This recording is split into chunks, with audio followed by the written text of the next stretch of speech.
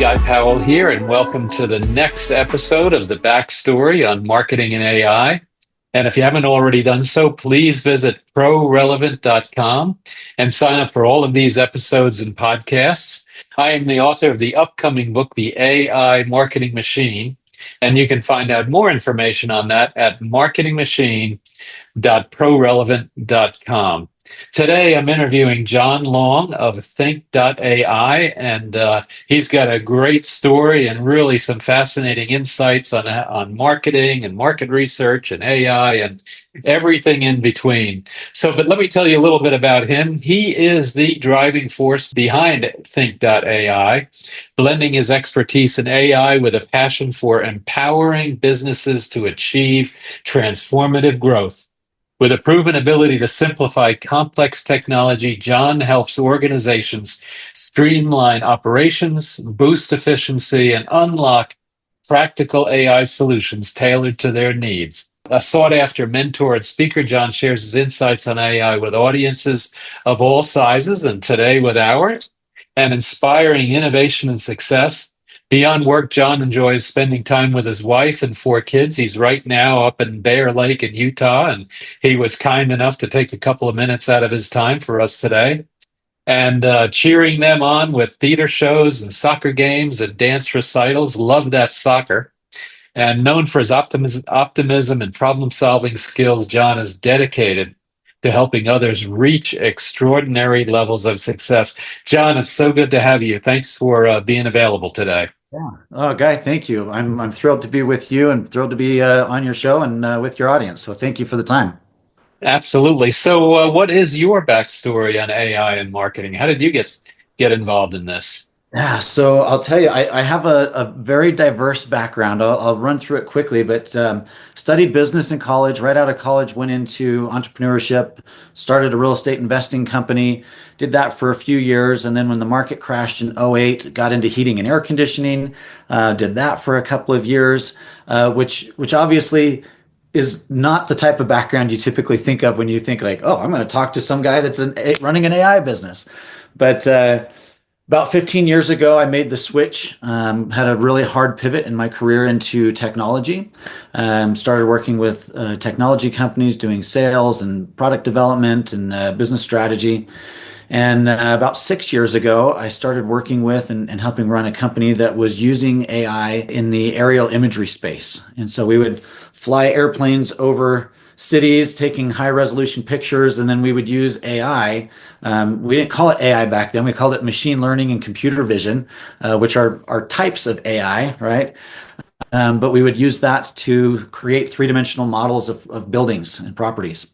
And we took a process that typically would take a fairly educated, kind of engineering-minded person 2 to 3 hours, and we were able to boil that process down to 2 to 3 minutes using machine learning and computer vision. And so I saw back then the power of artificial intelligence. Again, we didn't call it that back then. AI is kind of the buzzword of the last few years. But fast forward a few years from then, and a business partner and I were starting a new business.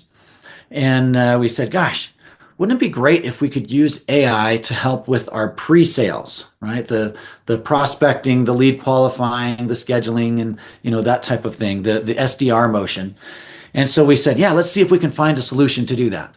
And so we went out and we started looking and looking and looking and looking, and we found solutions that could do bits and pieces, but we couldn't find anything that did it, right? That really could truly replace that role for us. And so we said, well, let's try and build something. So we started off building a tool just for our own business. It was a technology business, but not an AI. And, just dove in. This is about 12, 18 months ago.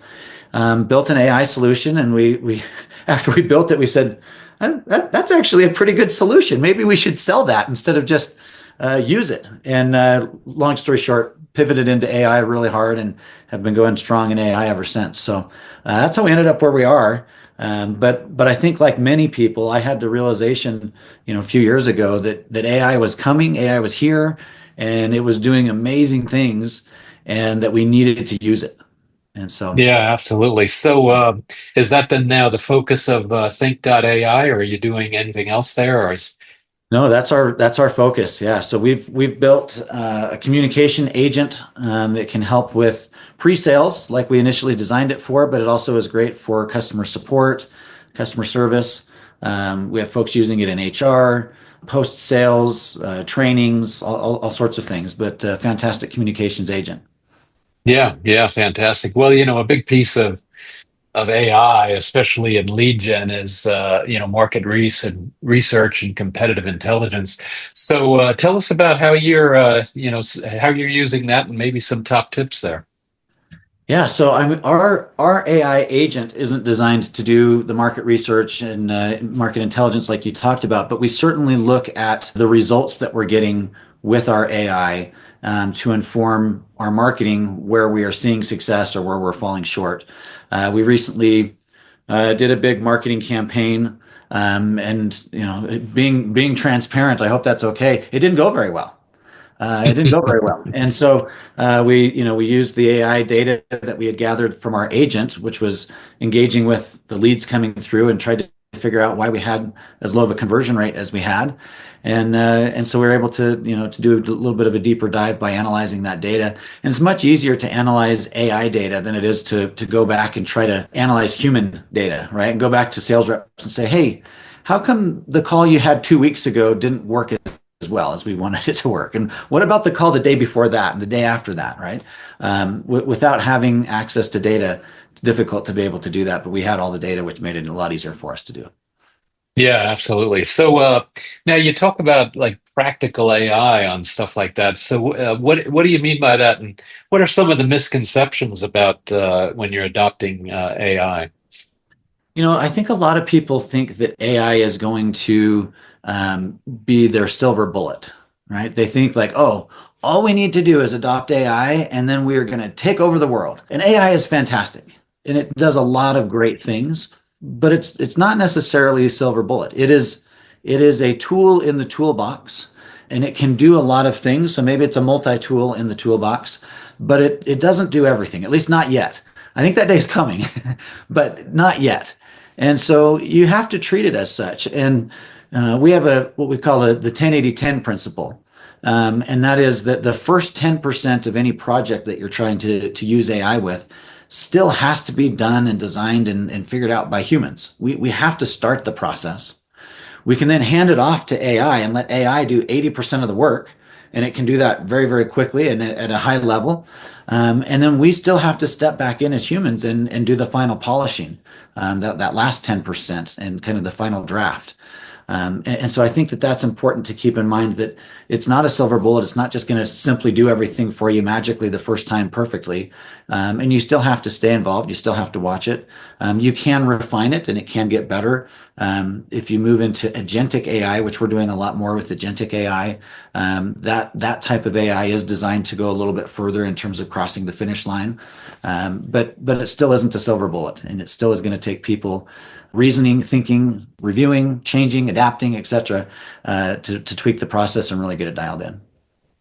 Yeah, and that makes a lot of sense. And and I guess one of the challenges you have too is if you rely too much on AI, you kind of lose the human touch. So how do you what's your take? How do you see, like, how do you balance, the AI and the automation versus that authentic kind of human connection?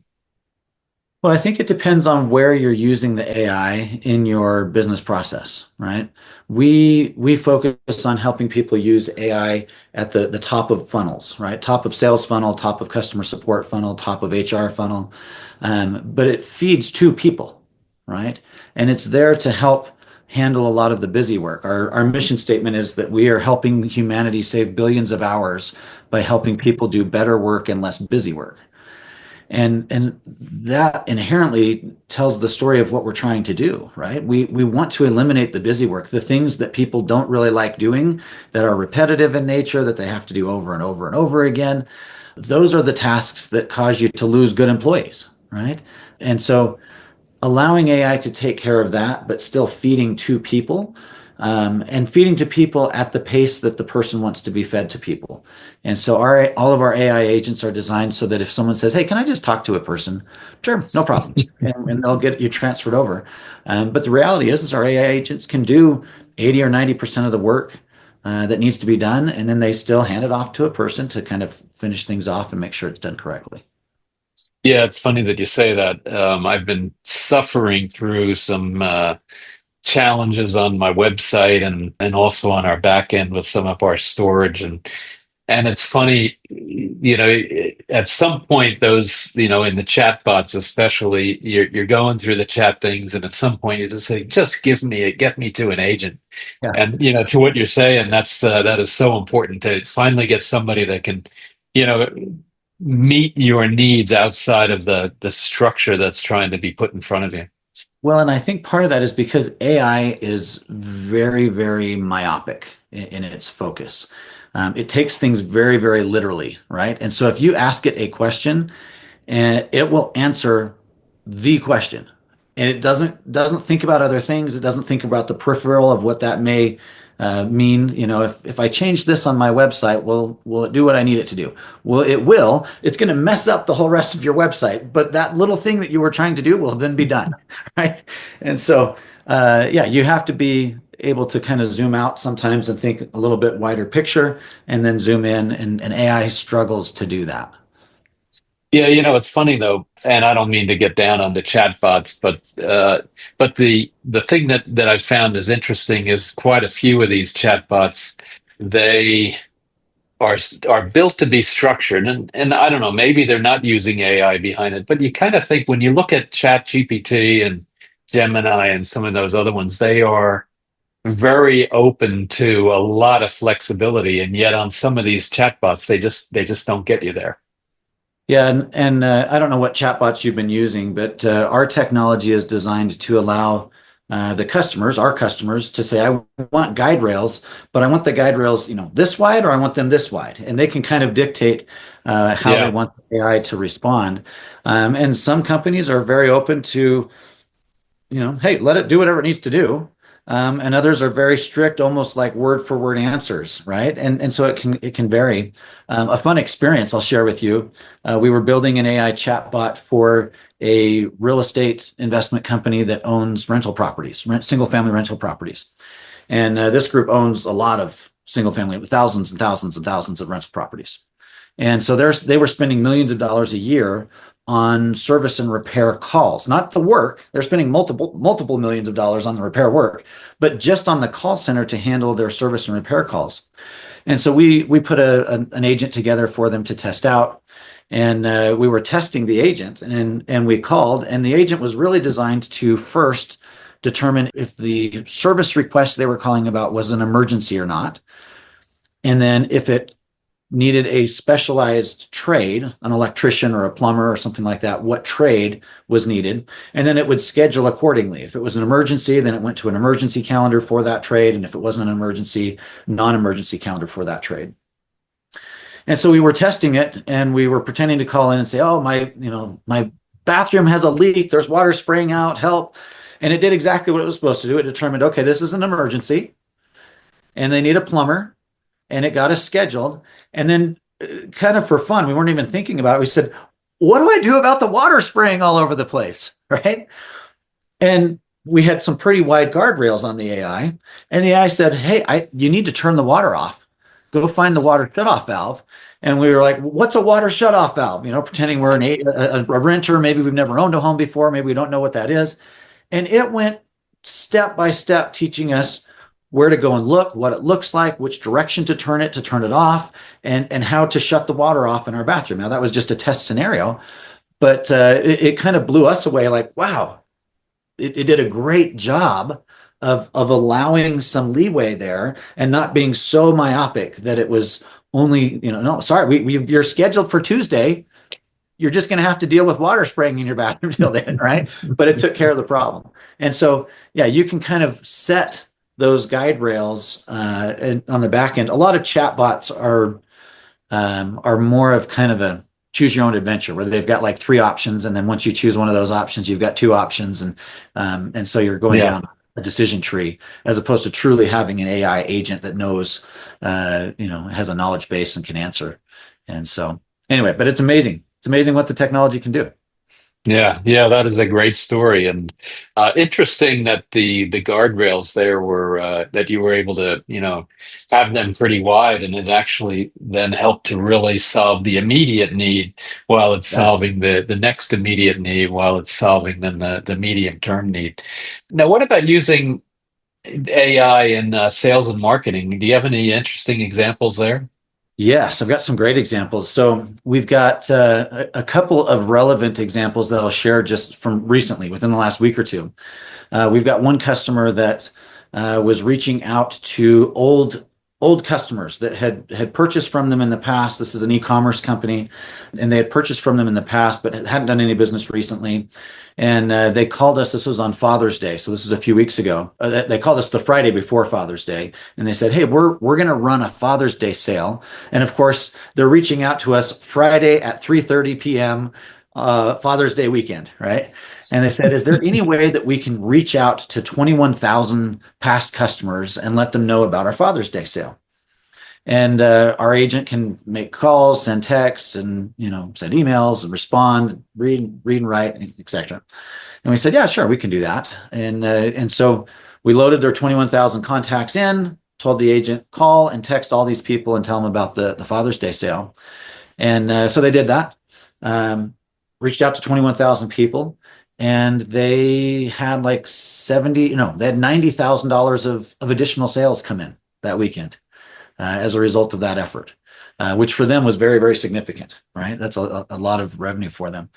So that was one that was kind of cool, right? If you were relying on other technologies to reach out to 21,000 people, there's no way you could do that on Friday at 3:30 p.m., the weekend of the sale, right? We've got another customer that has a database of 30,000 people, and they wanted to. This was a software company. They're reaching out to these folks that had expressed interest but had never been customers, just responding to a lead list essentially. And they said, "Hey, can we reach out to 30,000 people?" And we said, "Yeah, we sure can." So we started reaching out, and they were like, "Whoa, whoa, whoa, whoa, whoa, wait, slow down. We can't handle this much. We got to go a little slower." So we slowed it down, but we did the math with them. And to reach out to 30,000 people, call, text, email, personalized, all of it, and then appropriate follow up and things like that, it would have taken one person like somewhere between 2 and 3 years to work through that list, Mm. working full time, right? And that was with essentially like a single outreach to each person. Our agent, I mean, we didn't push through the full list of 30,000, but we could have pushed through that whole list of 30,000 in a day if they really wanted us to move that quickly. And that's with hyper personalization, calls, text, emails, the whole gambit of communication. And so, yeah, you're able to do things that unless you had an army of people that you could throw at these problems, otherwise you couldn't tackle. Yeah, yeah. So we kind of talked about this in the tease, faster, better, cheaper. I guess that example falls in the faster because you're doing things faster so that you get the volume up. So maybe it's faster in volume, but if you were to have to choose, if you were the marketer or the chief revenue officer, what do you think they would value most? Is it faster, is it better, or is it cheaper? Where do you kind of see the weighting on that?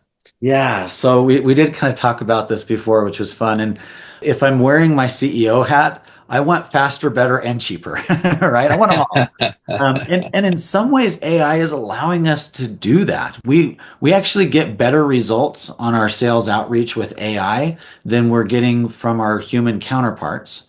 It's also cheaper and it's also faster. So in some ways, we are achieving that with AI, which is pretty special. But I think ultimately with marketing, if you're talking to a marketing, manager of some sort, like they want the results, they want the gold, right? Not the fool's gold, not the activity at the expense of results, but they want the results. They want those closed win opportunities coming through, and so I would say, the better is where they would probably over index. Yeah, interesting. And I guess, the CFO, on the other hand, is probably saying just do the same with at lower cost. Yeah. So, yeah. But that has, do you see that having then an impact, a large or small impact then on personnel, and or how do you kind of see Yeah. the employment kind of trade-off or not in this situation? Yeah, I mean, there's really a few options that we see our customers choosing, right? And the philosophy that we take is to treat AI more like an Iron Man suit, right? You've got Tony Starks working for you. You've got people with domain expertise, knowledge about your company, knowledge about your product, knowledge about your processes. And those are very valuable assets that we don't tend to quantify very well, but they really are valuable assets to have people that really truly understand what you do, who you do it for, understand the customer, etc. And so, encouraging people to just, hey, scrap them all, throw them all away and use AI, that's foolish. And I think that's bad business decisions. And so we encourage you to instead empower your people with AI. Give them a superhero suit that allows them to do more of what they're really uniquely good at doing and the things that really drive them, the passion, the excitement that they get. Allow them to do more of that by taking some of that busy work away from them and turning that over to AI, right? But there are essentially three things that we see people doing. We do see some that let people go, right? They say, hey, this person's not the right fit, and in most situations, that wrong fit is probably more cultural than it is, just that we found a cheaper solution. Because most business owners don't want to get rid of good people, right? Good people always find a job, right? They're Right, valuable. right. And so I don't know that we're eliminating many jobs, but certainly, some people go that direction. So we see some job elimination. Redeployment within the business happens. Again, kind of like I talked about, allowing people to focus on more valuable tasks. And, if you have an employee that you're paying, 50 or 60 or $100,000 a year, and you can get twice the output out of that same employee, man, you're better off, right? They're happy, you're happy, everybody wins. So that's another option. And then the third thing that we see is they just simply don't hire as many new people, right? So instead of growing their teams, they're growing the AI, keeping their teams, producing more with their teams, and they're not having to hire as many people to backfill with that growth. And so that's what we see. That's pretty common. Yeah, yeah, and unfortunately, when you're hiring, if you're keeping your staff levels the same, but you're not hiring to match kind of the growth, then that technically at a macroeconomic scale, that means that there's overall fewer marketers in the marketplace, Yeah, the and net effect's the which same. yeah, which I think is, unfortunately, it's a challenge, but I think there's also an opportunity in there for marketers to, if they become then the real go-to person to understand how to use AI and whatever, they really then have a value that others may not have. Well, and it's the classic saying that has probably been repeated dozens of times here on your show. You're not going to lose your job to AI. You're going to lose your job to someone that knows how to use AI, right? Yeah, And that's the real challenge. If you're not diving in, the reality is if you're listening to this podcast, you're probably going down the right path. It's yeah, the people that aren't listening to this podcast that really should be worried about their future. yeah, yeah. No, I think you're right, and so now you're a founder, you're the CEO, and driving your business. And one challenge, even for me, as the CEO of my business, is the AI is. I mean, the evolution that's taking place, the constant evolution, and how fast it's changing, and just being able to keep up. You wonder, or I wonder sometimes, how do you stay focused on the right stuff? What do you do in that case? Well, it's a real challenge. There's so much happening, and it's happening so quickly that it is difficult to stay on top of. And I think that the fear of saying, "Well, I'm going to go ahead and pick something and integrate it and adopt it," uh, is that by the time I get it integrated and adopted, it's obsolete, and there's other things that are better, Yeah. faster, stronger, cheaper, right? And so it is a challenge, but I think that you still have to be focused on the bottom line, what's going to best affect the bottom line for the business, and you still have to make business decisions, right? The analysis paralysis that sometimes creeps in is probably more dangerous than waiting for the really best thing to come, right? And so you've got to dive in, adopt something, try it. If it makes you this much better, and later there's something that makes you this much better, that's okay. You still got better, right? You still improved in that way. And so I think it's important that you are adopting wisely, and not chasing every shiny object, right? But truly doing it strategically, but not adopting because you think that something better is about to come out, is a foolish way to approach it. Yeah, I definitely agree with that. And one good thing about riding this wave is that even though you might make a mistake, even though you might be slightly behind, even though you might, be a little bit off, riding the wave is significantly better than letting the wave pass by. For sure. No question about it. No question about it. So I'd love to keep talking, but I do have one last question for you before we break off. And it's actually kind of interesting. I was just at a talk for lunch today, and it was how to if you're an entry level person coming into the market, what kind of advice would you give? And so my question to you is, if you're someone as an entry level just coming out of college, or maybe you've got a year experience and you're worried about AI and what have you, what kind of advice would you give them so that they can succeed in their careers? Well, it's a fantastic question, and it's interesting timing. I listened to a couple of podcasts this past week. One that was interviewing Jeffrey Hinton, who is named the godfather of AI, Nobel Prize winner, and then another one of Sam Altman, the CEO of OpenAI behind ChatGPT. And they both were asked a very similar question, and they both gave the same response, which was interesting. The question that they were asked was, what do you tell your kids? In Jeffrey's case, what do you tell your grandkids that they should do, when they grow up? And they both said, become plumbers. Um, I don't know that that's what your audience wants to hear, but that was what they said. Essentially, develop skills in areas that are difficult for AI to take over. At some point, will we have robots that come into our homes and fix our pipes? Probably. Wouldn't surprise me at some point, but that's a bit Jetson-y, right? And maybe we'll have flying cars at that time too. But they said, yeah, find a service that you can provide. For those that aren't interested in heading down that path, though, I think it's absolutely critical that you dive in and begin to learn and understand AI, right? It has to be a tool that you know how to use, just like you know how to use your cell phone, just like you know how to use the internet. AI has to be a tool in the tool belt.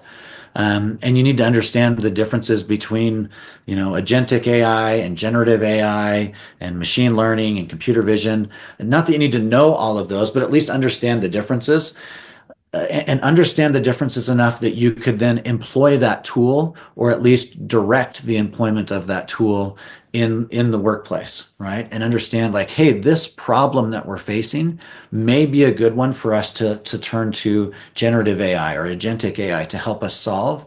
And as you begin to understand AI at those deeper levels, literally your mindset shifts, right? And I'm sure you've experienced this, guy, where a few years ago a business problem would come up and you would think about people, or you would think about tools that you could go out there and find. And now, as those problems come up, you probably approach it very differently, and you think like, okay, well, I'm going to go to ChatGPT and I'm going to ask this series of questions and prompts back and forth, and then I'm going to pull it into this system, right? And you think about things with this AI mindset, and workers in today's world need to develop that. Mm. Those are the people that we talked about earlier that are going to take over the jobs of the people that don't know how to use AI. And so that's got to be a number one skill that you're building in your spare time if you're not able to get it through your employment. One thing that's interesting, because I kind of agree with you, and one thing that's kind of interesting is that the for us being in the business world already, we're kind of almost paid to make sure that we know about AI. And but if you're just getting out of college, it's almost like you have to work those extra hours to be that AI expert when you come out so that you can really stand out during the interview process and say, listen, I can accomplish these three or five things in AI, and that's why you need to hire me. And so to some extent, because we're already in the industry, we have an advantage because we need to use AI in our jobs. So therefore, we've been learning about it.